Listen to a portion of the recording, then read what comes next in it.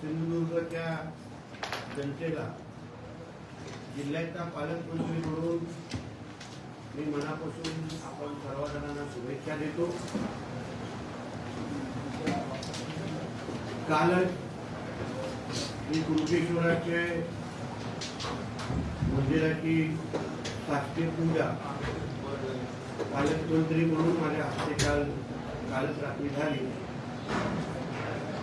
आणि आज ह्या शुभ दिवशी जिल्ह्याच्या जनतेला एक गोड बातमी द्यावी म्हणून ही पत्रकार परिषद आज बोलवलेली आहे। आपल्या सिंधुदुर्ग जिल्ह्याच्या विकासाच्या दृष्टिकोनातून जिल्हा नियोजनासाठी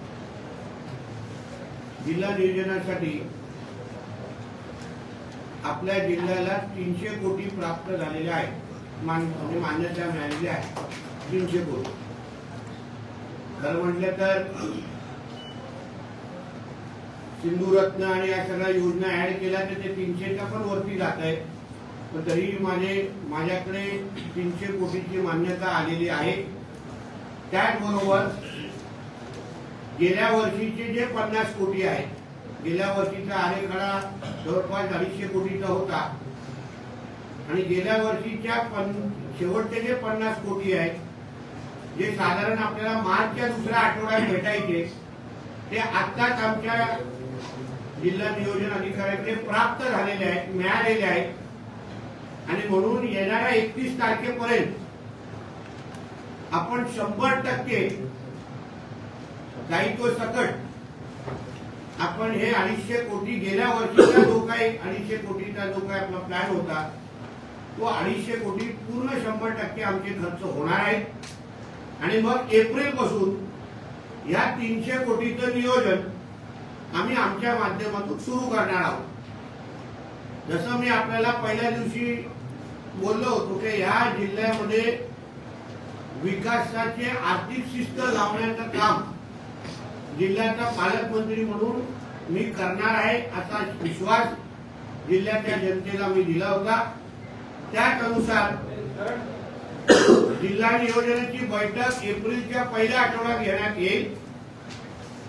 आमचा प्रयत्न असेल की ऑक्टोबर पर्यंत सगळे बिलं निघतील आणि डिसेंबर पर्यंत हा सगळा खर्च 100% खर्च करण्याचा मानस हे जिल्ह्याचा पालकमंत्री म्हणून जिल्हा नियोजन अधिकारी आणि आमच्या सगळ्यांची तशी तयारी आहे आणि मग शेवटच्या 3 महिन्यामध्ये म्हणजे डिसेंबर म्हणजे जानेवारी ते मार्च मध्ये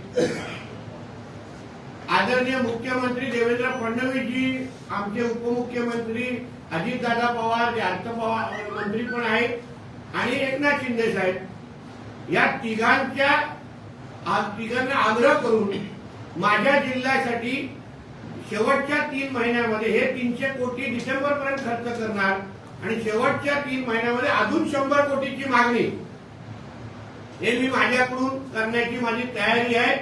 म्हणजे पुढच्या 31 मार्च पर्यंत आपल्या जिल्ह्याला 400 कोटी हे जिल्हा नियोजनासाठी आणण्याची तयारी आणि नियोजन ही माझ्या माध्यमातून मी केलेलं आहे आणि म्हणून जिल्ह्याच्या जनतेला मी विश्वास देतो की आमचं महायुतीचं सरकार, आमचे राज्याचे प्रमुख आदरणीय देवेंद्र फडणवीस साहेब, आमचे अजितदादा पवारजी आणि आमचे एकनाथ शिंदे साहेब हे आमच्या जिल्ह्याच्या विकासासंदर्भात किती गंभीर आहेत।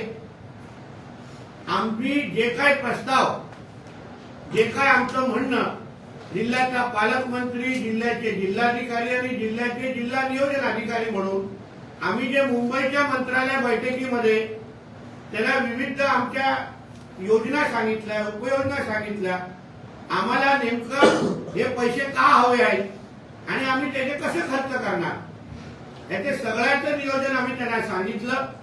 कुठल्या क्षेत्रामध्ये आम्हाला अजून खर्च करायचा आहे जेणेकरून जिल्ह्याच्या जनतेचं दरडोई उत्पन्न वाढेल, त्या क्षेत्रामध्ये वाढ आम्हाला मिळालेली आहे। त्या हेडच्या खालती आम्हाला पैसे मिळालेले आहेत म्हणजे आम्ही जो विश्वास जिल्ह्याच्या प्रमुखांना म्हणजे राज्याच्या प्रमुखांना आणि दोन्ही उपमुख्यमंत्र्यांना दिला त्या आमच्या शब्दावर त्यांनी विश्वास ठेवला।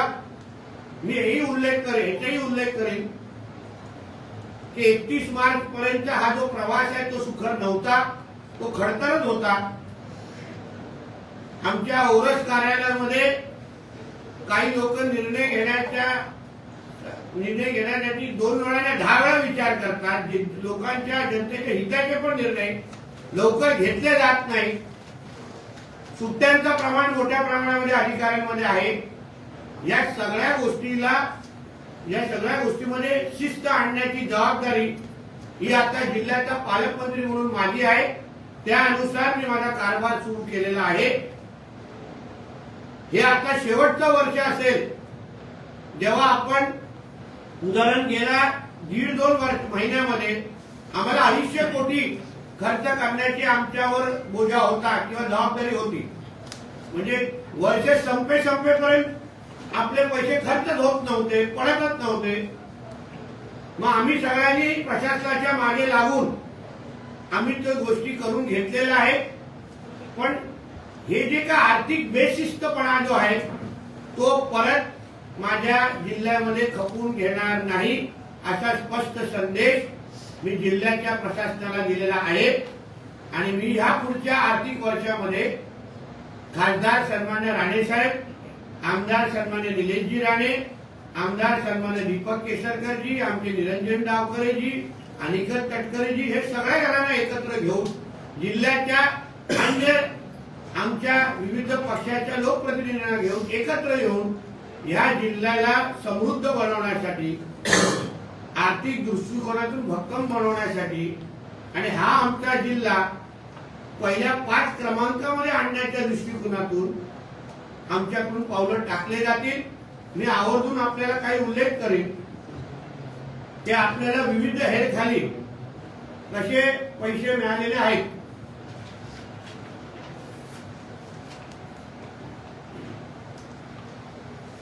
म्हणजे जिल्ह्याच्या मच्छीमार सहकारी संस्था आणि या सगळ्यासाठी गेल्या वर्षी 5 कोटी होते, यावेळी 6 कोटी झालेले आहेत।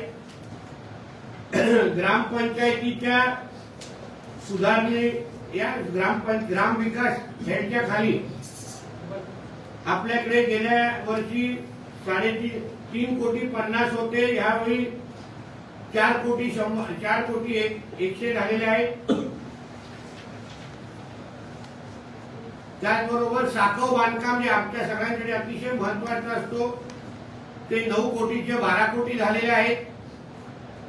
ग्रामीण रस्ते विकास व मजबूतीकरण रस्ता हा आमच्यासाठी अतिशय महत्वाचा विषय असतो सगळ्यांच्या विकासाच्या दृष्टिकोनातून, ते 13 ते 18 कोटी झालेले आहेत।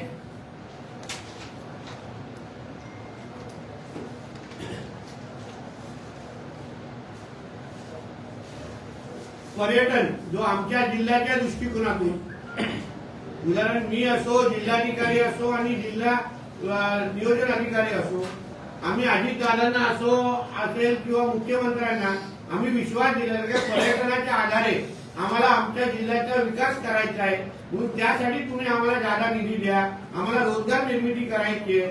त्यासाठी ते 8 कोटीचे ते आपल्याला 10 कोटी झालेले आहेत, म्हणजे तिथे 2 कोटीची वाढ आपल्याला मिळालेली आहे। नगर विकास शहर आपल्याकडे जे शहर जे मोठ्या प्रमाणामध्ये वाढत आहे, आपल्याकडे 8 शहर आहेत। मागासवर्गीय कल्याण विकास निधी ती आपली 282 झालेली आहे, 2 कोटीचे 382 झालेले आहेत। महिला बाल विकास 360 ते 435 झालेले आहेत। सर्वात महत्वाचं म्हणजे नाविन्यपूर्ण योजना, ज्याच्यामुळे आम्ही नवीन योजनांना प्रोत्साहन देऊ शकतो। नवीन जे काही संकल्पना आमचे विविध सरपंच असो, लोकप्रतिनिधी असो, ग्रामीण भागातील जनता जे काही नवीन संकल्पना त्यांना राबवायचा आहे तो त्यांना त्या विकासाला चालना देण्यासाठी पालकमंत्री म्हणून मी त्यांना मदत करू शकतो। त्याच्यामध्ये पण 11 चे जवळपास 1269 झालेले आहे. म्हणजे सगळ्या हेड खाली, आरोग्याखाली पण झालेले आहे. त्याबरोबर 1.5-2 कोटी तिथे वाढले. म्हणजे जिथे जिथे काही निकष असेही लावलेले आहेत. उदाहरण, काही खात्यांनी गेल्या वर्षी जे योग्य पद्धतीने खर्च केला नाही, खर्च पाडले नाही, त्यांच्यावर पण आम्ही थोडी आर्थिक शिस्त लावण्याच्या दृष्टिकोनातून तिथे जास्त पैसे वाढवायला सांगितलेले नाही. तर त्यांनाही कळून दे की बाबा 100% जोपर्यंत तुम्ही तुमच्या खात्याचा निधी खर्च करत नाही तोपर्यंत आम्ही त्याला प्रोत्साहन देणार नाही. म्हणजे नुसतं तुमचं खातं महत्वाचं आहे म्हणून तुम्ही बिलच काढायची नाही, पैसे आमचे साठवून ठेवायचे, अशा गोष्टी चालणार नाही. म्हणून काही आर्थिक शिस्त लावण्याच्या दृष्टिकोनातून या त्या हेडच्या खाली आम्ही प्लॅनिंग केलेली आहे, नियोजन केलेले आहे. आणि त्या दृष्टिकोनातून आमच्या जिल्ह्याला 300 कोटीचा जो काही मान्यता आम्हाला मिळालेली आहे तो खर्च आता येणाऱ्या आर्थिक वर्षापासून आम्ही करायला सुरू करणार आहोत. याच्यात हेही सांगतो की मी ह्याच्यात ते सिंधू रत्नाची योजना मोजलेली नाही. त्याचे आमचे दीपक केसरकरजी त्याचं नियोजन करतात, म्हणून त्याचं स्वातंत्र्य त्यांना दिलेलं आहे. पण त्याही गोष्टी आमच्या जिल्ह्याच्या विकासासाठीच खर्च होतात, म्हणून ते त्याच्यामध्ये वाढ आहे. पण निकष वेगळे ठेवलेले आहेत. त्याला काय मी त्याबद्दल तेच तुम्हाला माहिती देतील, तेच चर्चा करतील. पण एकंदरीत जिल्ह्याच्या विकासामध्ये त्याही सिंधुरत्न योजनेचा पण हातभार मोठ्या प्रमाणामध्ये असतो. म्हणून अशा दृष्टिकोनातून आमच्या जिल्ह्याच्या विकासासाठी एक महत्वाचा दिवस, जिथे आपण 200 मध्ये होतो आता 300च्या ब्रॅकेटमध्ये गेलेलो आहे. माझा प्रयत्न असेल की ह्या पूर्ण 5 वर्षामध्ये मी माझ्या जिल्ह्याच्या विकासासाठी जेव्हा 29 पर्यंत हा प्रवास मी 1000 कोटीपर्यंत मी घेऊन जाण्याच्या दृष्टिकोनातून माझे प्रयत्न असणार. मी माझी राजकीय ताकद वापरीन, हा शब्द जिल्ह्याच्या जनतेला मी ह्या निमित्ताने देईन. दुसरा एक विषय ह्याच्यानंतर घेईन की आपल्या 28 तारखेला संध्याकाळी आपल्या देवगडमध्ये कोकण सन्मान, जे काही इथे क्रिएटर्स आहेत, युट्यूबर आणि या सगळ्याच्या क्रिएटर्ससाठी एक कोकण सन्मान पुरस्काराचा कार्यक्रम आपण देवगडमध्ये संध्याकाळी 7 वाजता वेगा हॉटेलच्या मागे घेणार आहोत. महाराष्ट्रातल्या कोकणातले विविध क्रिएटर जे युट्यूबरवर आहेत, रील बनवतात, त्या सगळ्यांना एकत्र घेऊन जे गेल्या वर्षी आम्ही कणकवलीला केलेला तो ह्या वर्षी आम्ही देवगडमध्ये करतोय. त्यामुळे देवगडच्या विकासाच्या दृष्टिकोनातून, देवगडच्या पर्यटन विकासाच्या दृष्टिकोनातून ह्या युट्यूबर ज्यांच्या प्रत्येकाचे फॉलोअर हा 1.5, 2, 4 लाख आहेत, त्यांचं युट्यूबरचं आणि या लोकांचं महत्व आज वेगळं आहे. आणि म्हणून त्यांना एकत्र करून या जिल्ह्याच्या विकासाच्या दृष्टिकोनातून त्यांना बरोबर घेऊन त्यांचा सन्मान करण्यासाठी कोकण सन्मानाचा कार्यक्रमाचा 2रा वर्ष हे आमच्या देवगडमध्ये होत आहे. शेवटचा एक वर्ष विषय बोलून संपवतो. आदरणीय नरेंद्र महाराजांच्या बाबतीमध्ये काँग्रेसचे माजी विरोधी पक्ष नेते विजय वडेट्टीवारजीने, विजय वडेट्टीवार म्हणेन किंवा विजय म्हणेन त्याला, कारण त्याला लोकांना सन्मान द्यायला येत नाही, ज्यांनी आमच्या नरेंद्र महाराजांना त्याचा एकेरी उल्लेख केला. आमच्या कोकण पट्ट्यामध्येच नाही पण महाराष्ट्रात नाही, आंतरराष्ट्रीय पातळीवर पण आज एका फक्त नाणीजपर्यंत सीमित नाहीये, पण आंतरराष्ट्रीय पातळीवर ते आणि त्यांचे मुलगा आणि त्यांचं पूर्ण त्यांचा जे काही त्यांचे अनुयायी आहेत एकत्र मिळून जेवढं विकासाचं काम करतात तेवढं या विजयनी किंवा या विजय वडेट्टीवारनी त्याला 100 जन्म घेतले तरी पण तो करू शकणार नाही किंवा कुठलाच काँग्रेसवाला करू शकणार नाही. हे सगळे हिंदू द्वेषी आहेत. यांना आमच्या साधू संतांना माझ्या कानावर हेही आलेलं की उद्या चुकून अगर महाविकास आघाडीचं सरकार आलं असतं तर ह्यांनी असंख्य आमच्या साधू संतांना जेलमध्ये टाकण्याचा कार्यक्रम या महाविकास आघाडीचा होता. त्यांची यादी तयार झालेली की या साधू संतांना, हिंदू साधू संतांना आम्ही जेलमध्ये टाकणार आहेत, खोट्या केसेस टाकणार आहेत, असे हे लोकांच्या काँग्रेसवाल्यांचं नियोजन झालेलं, तयारी होती, यादी तयार होती. फक्त ह्यांचं नशीब असं खराब आहे की महाराष्ट्रातल्या हिंदू समाजाने एकत्र येऊन या महायुतीचं हिंदुत्वादी विचाराचं सरकार आणलं आणि म्हणून ह्याचे सगळे मनसुबे हे धुळीत मिळाले आणि म्हणून ह्यांना ते काय करायला जमलं नाही. फक्त ह्या जे काही वक्तव्य ह्या विजय वडेट्टीवारांनी नरेंद्र महाराजांबद्दल परमपूज्य म्हणजे ते जागतिक दर्जाचे विचारवंत आहेत, धर्मगुरू आहेत, तर त्यांच्याबद्दल जे एकेरी उल्लेख केला याबद्दल ठाकरे सेनेची म्हणजे उभाट्याची काय भूमिका आहे ही त्यांनी जाहीर करावी. चूप कशाला आहे, गप्पा कशाला बसताय, म्हणजे नरेंद्र महाराजांचा अपमान होतोय. त्याबद्दल ठाकरे सेनेचे जे पण काही माकडं आता उरलेले आहेत, जे काय त्यांचे नेते म्हणून फिरतात, जे काय त्यांचे उद्धव ठाकरे आहेत, जे काय कोणते आदित्य ठाकरे आहेत, ते चकार शब्द काढणार नाही. तेच अगर कुठल्या नमानी बद्दल किंवा कुठल्या मुल्ला मौलवी बद्दल कोण काय बोललं असतं तर लगेच मातोश्रीला मिरची लागली असती, लगेच महाविकास आघाडी वाले अंगावर आले असते. आज आमच्या हिंदू धर्माचा धर्मगुरू आहेत, त्यांच्याबद्दल अपशब्द वापर, त्यांचा अपमान झालेला आहे. म्हणून ठाकरे सेना गप्प आहे का हा प्रश्न जिल्ह्यातला, राज्यातला आणि मातोश्रीमध्ये बसलेल्या धर्मांतर झालेला, राजकीय धर्मांतर झालेला मुल्ला उद्धव ठाकरेला मला या निमित्ताने विचारायचं. धन्यवाद.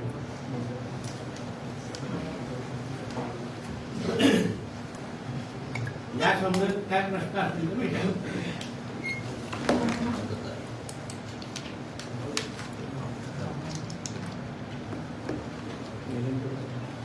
काय झालं किती गेलं? 2 ते 4 मंत्री 8 मंत्री झाले. एकनाथ शिंदेने पाठराखण केली. एकनाथ शिंदेने पाठराखण. ज्यांना जे शिवसेनेचा इतिहास ज्यांना माहिती आहे, मग ते आदरणीय राणे साहेब असतील, आदरणीय एकनाथ शिंदे साहेब असतील, जे जुने शिवसैनिक आहेत त्या प्रत्येकाला माहिती आहे की नीलम गोरे काही जे बोलले ते सत्यच आहे. म्हणून एकनाथ शिंदे साहेबांनी पाठराखण करायलाच पाहिजे, कारण त्यांना सत्य आहे, माहिती आहे. कारण उद्धव ठाकरेची असंख्य बिलं एकनाथ शिंदे साहेबांनी पण भागवलेली आहेत. त्यांना ज्या काय त्यांच्या घरी जे साड्या जातात, ज्या परफ्यूम जातात, गाडीचं पेट्रोल जातं, जे काय त्यांचे प्रायव्हेट विमानं जे वापरतात ते कधीच त्यांच्या नसतात. घरातली एसी पण त्यांची नाहीये, हे आम्हाला माहिती आहे ना. म्हणून मी कधीतरी उभाट्यावाल्यांना मी त्यांना आव्हान देतो, चॅलेंज देतो की कधीतरी त्यांनी खुल्या व्यासपीठावर यावं.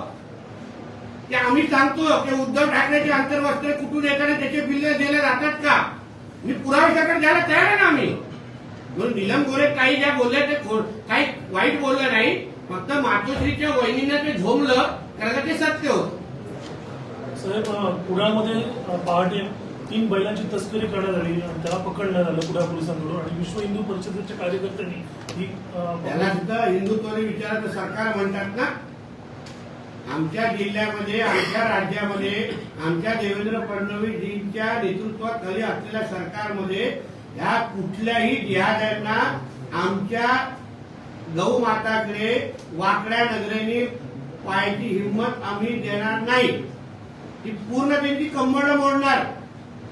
म्हणून जिथे जिथे हे बिळात लपलेले असतील, ज्यांना वाटत असेल की माझ्या सिंधुदुर्ग जिल्ह्यामध्ये, आमच्या महाराष्ट्रामध्ये कत्तलखाने चालू शकतील, गो हत्या करू शकतील ना, त्यांनी आपले पासपोर्ट काढावे आणि पाकिस्तानातून निघून जावं, बांगलादेशला निघून जावं.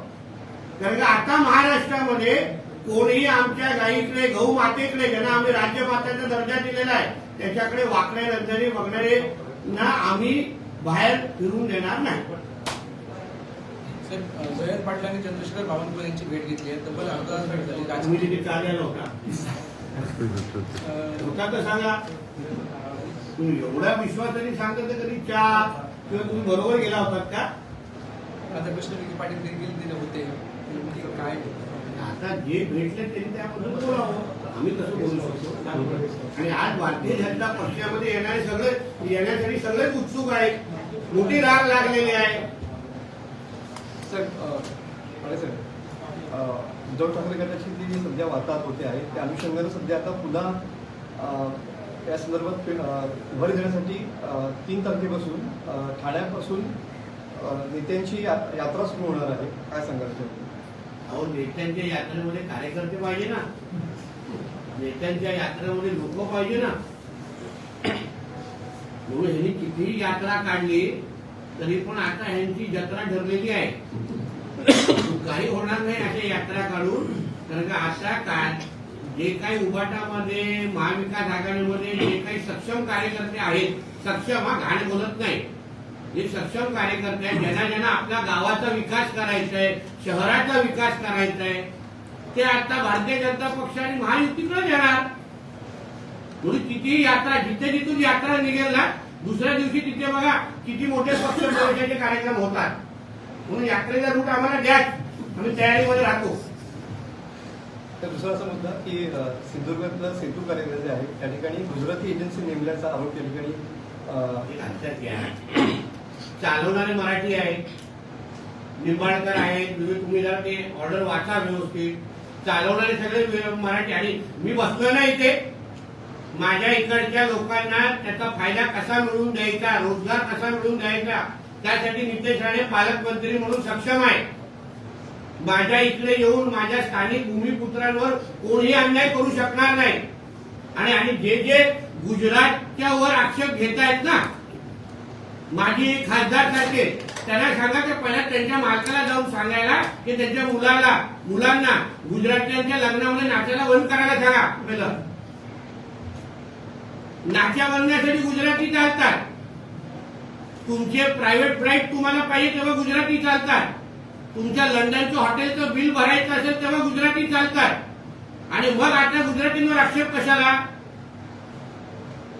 आणि म्हणून मी जिल्ह्यातल्या माझ्या जनतेला विश्वास देतो, कंपनी कुठलीही असो, जिल्ह्याच्या भूमिपुत्रांनाच त्या सेतू केंद्रामध्ये प्राधान्य दिलं जाईल. हा शब्द मी जिल्ह्याचा पालकमंत्री म्हणून माझ्या जिल्ह्याच्या जनतेला देतो. काही लोक मराठी माणसांबद्दल बोलतात पण काही केलं नाही असं फडणवीसांनी ठाकरेंवर टीका केली. खरंच आहे ना, आज मुंबईमध्ये जो मराठी टक्का जो घसरलाय, मुंबईचं जे इस्लामीकरण जे झालेलं आहे ना, त्याचा प्रमुख जबाबदारच मातोश्रीच्या तिसऱ्या माळ्यावर राहतोय. मुंबईच्या मराठी माणसाला हद्दपार करण्याचा प्रमुख जबाबदार नाव आहे उद्धव ठाकरे. आणि ते जग जाहीर आहे, आकडे सांगतात. आणि म्हणून फडणवीस साहेबांनी जे बोललेलं आहे ते काय चुकीचे ना, अतिशय योग्य आहे. पण आमच्या सरकारच्या माध्यमातून बाहेर गेलेला जो मराठी माणूस आहे, जो वसई, विरार, नालासोपारा किंवा जो तिकडे बाहेर नालासोपारा तिथे राहणारा गेलेला जो मराठी माणूस आहे ना, तो सन्मानाने परत मुंबईमध्ये आणून त्याला आर्थिक सक्षम करण्याचं काम हे आमच्या भारतीय जनता पक्षाच्या नेतृत्वात असलेलं सरकार निश्चित पद्धतीने करेल म्हणून विश्वास देतो. ठीक आहे का? सर, 3 वर्षापूर्वी जे शिंदेचं सरकार होतं ते फिक्सिंग मधून आलं असं सामनामध्ये उल्लेख केलेला आहे. तर दुसरीकडे असं म्हटलंय की फडणवीसांनी जे निर्णय ओएसबी महाविकास आघाडीचं सरकार पण दलालीमधूनच आलेलं आहे. संजय राऊतनी दलाली घेतली आणि म्हणूनच ते सरकार आलेले आहे. दलालीचा आकडा पण सांगू का? सिल्व्हर दलाली केली आणि म्हणूनच तर महाविकास आघाडीचं सरकार आलं. माझं फिक्सिंग आणि पीए जे होते त्यांना कुठेतरी स्थगिती दिली आहे, त्यामुळे फडणवीसांचं देखील अभिनंदन केलं. पण अगर सरकार पारदर्शक पद्धतीने काम करत असेल, भ्रष्टाचार मुक्त होत असेल, तर त्या गोष्टीला कोणाचाच आक्षेप नाही. ना शिंदे साहेबांचा आहे ना अजितदादांचा आहे. फडणवीस साहेबांच्या निर्णयाचं स्वागत सरकारमधल्या सगळ्याच लोकांनी केलेलं आहे. कोणालाच त्या गोष्टीचा आक्षेप नाही. प्रत्येकाची म्हणजे आमची मुख्यमंत्री आणि दोन्ही उपमुख्यमंत्री आणि मंत्रिमंडळाची इच्छाच आहे की हे सरकार भ्रष्टाचार मुक्त असावं, पारदर्शक असावं, लोकविमुख असावं, हे आमची सगळ्यांची इच्छा असल्यामुळे फडणवीस साहेबांच्या निर्णयाचं आम्ही सगळ्यांनी स्वागत केलेलं आहे. हे काय महाविकास आघाडीचं सरकार नाही, फिक्सर